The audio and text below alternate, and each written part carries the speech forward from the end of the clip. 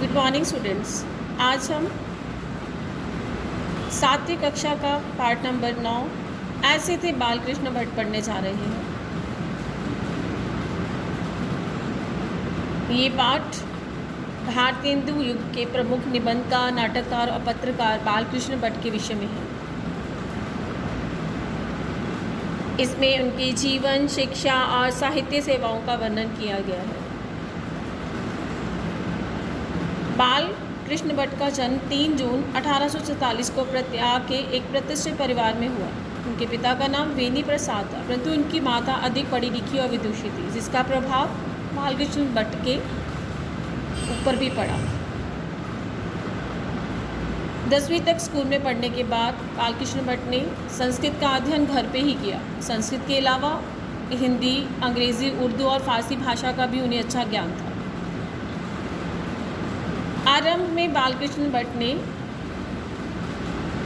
व्यापार भी किया।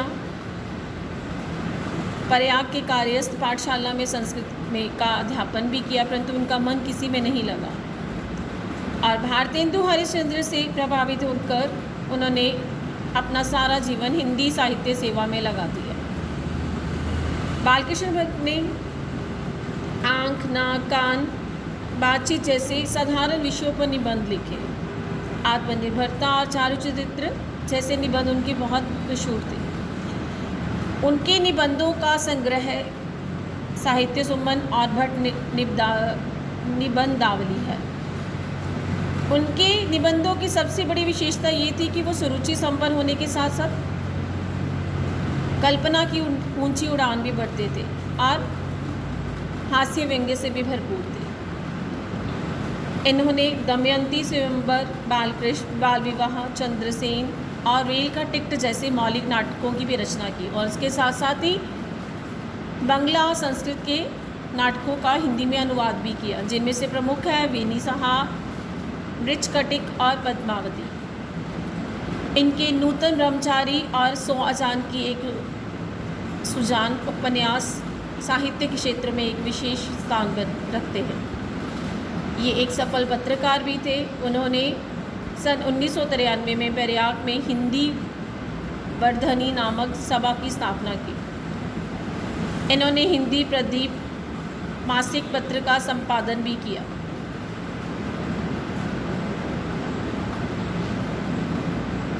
बालकृष्ण भट्ट को भाषा की दृष्टि से अपने समय के लेखकों में बहुत ऊंचा स्थान प्राप्त था। इन्होंने अपनी रचनाओं में शुद्ध हिंदी का प्रयोग किया। भावों के अनुकूल शब्दों का चुनाव करने में बहुत कुशल थे। इन्होंने अपने साहित्य में कहावतों और मुहावरों का प्रयोग करके भाषा में 4 चांद लगा दिए। इनकी भाषा में संस्कृत के तत्सम शब्दों, उर्दू, अरबी, फारसी तथा अंग्रेज़ी भाषा के प्रचलित शब्दों का भी प्रयोग किया जाता था।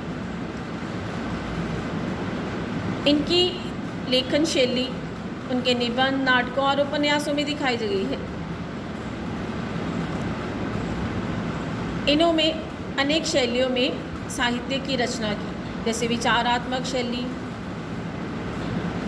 वर्णनात्मक शैली, भावात्मक शैली और व्यंग्यात्मक शैली, परंतु इनकी प्रतिनिधि शैली भावात्मक शैली थी। भारतेंदु काल के निबंध लेखकों में भट्ट जी का स्थान सर्वोच्च माना जाता है। उन्होंने अपने मौलिक और अनुदित रचनाओं के द्वारा हिंदी गद्य साहित्य को उस समय समृद्ध किया जिस समय खड़ी बोली हिंदी अपना रास्ता बना रही थी तथा हिंदी में मौलिक गद्य रचनाओं का सर्वथा अभाव था। उस समय के लेखकों में बालकृष्ण भट्ट का नाम बहुत आदर और सम्मान के साथ लिया जाता है। धन्यवाद।